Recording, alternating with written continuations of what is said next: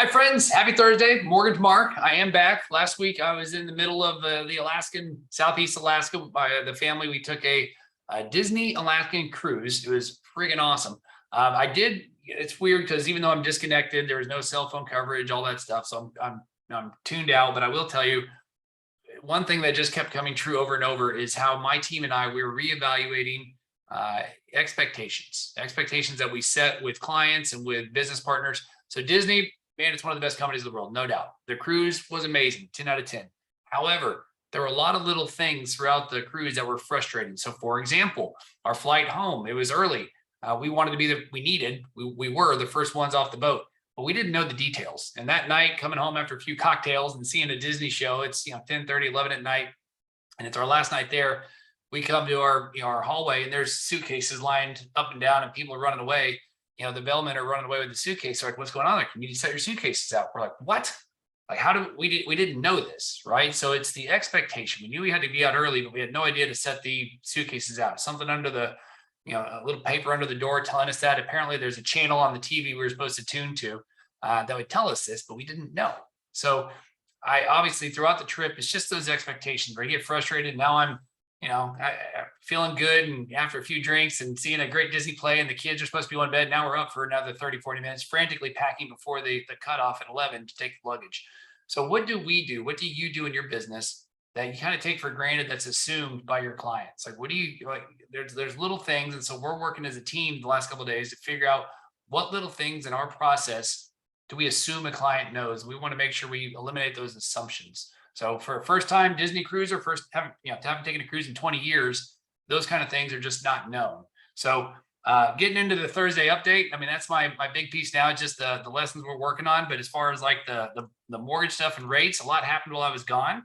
So let's look and just see what rates are doing. This is Freddie Mac. They come out every Thursday. It says 5.22. That is with 0.7 points. So there's the Freddie Mac rate. And you guys can kind of see this, while I was gone, rates got better, then rates got worse.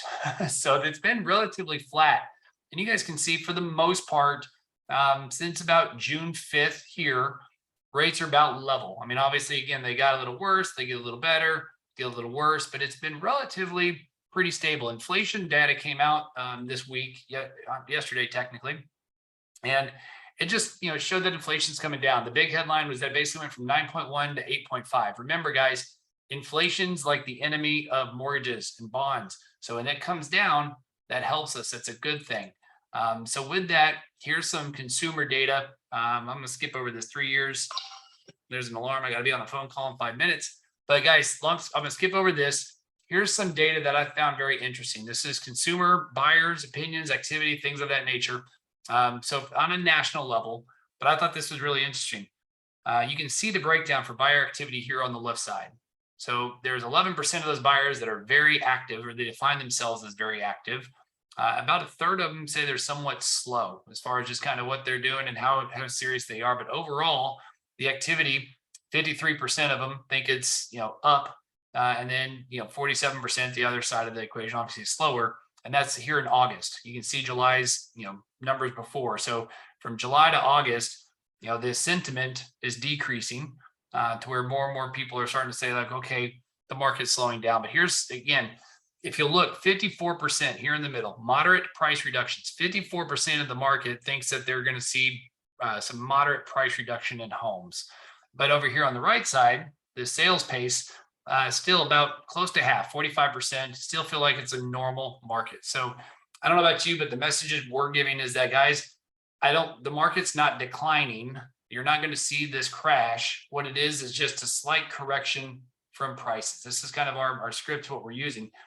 People were paying ridiculous prices. They're paying over and above asking to win a contract. That's fine. Now the market's set to where those ridiculous prices aren't necessarily there, but it doesn't mean that there's a decrease in value. It's just a matter of now people are paying the normal market to where it's becoming here. And that's kind of what these stats are showing here in the Southwest region. You can see the green, there's Texas. Again, just kind of shows it's similar to what we just saw. The activity, people think the activity is still going up, but the pricing pressure, close to 68% of people, or more than half at least, 68% think that there's some prices coming down. Again, I think it depends on the community, depends on the home, depends on the area. all that stuff, but just get the message out. Rates did dip a little bit. It appears. Yeah, I'm surprised it was this much. Refinance applications rose by 48 or 4%. Guys, it's not a refi boom. I think that's not going to come until next year. I think ultimately what we're going to see is that rates, my personal opinion, we'll see if I'm right. I think rates will still go up over the next, call it 60 days, the next 2 months or so. I've been saying for a while now that I thought inflation will peak around October. Maybe I'm off, maybe it's September, but I think October, November-ish is about when we'll see inflation peak. And then once inflation starts coming down, our rates will follow. So I think rates can and will be coming down next year. I initially said Q2, maybe Q3. I'm now maybe saying more Q2 if the Fed continues to keep their foot on the gas with their rate hikes. So they're meeting here the third week of September.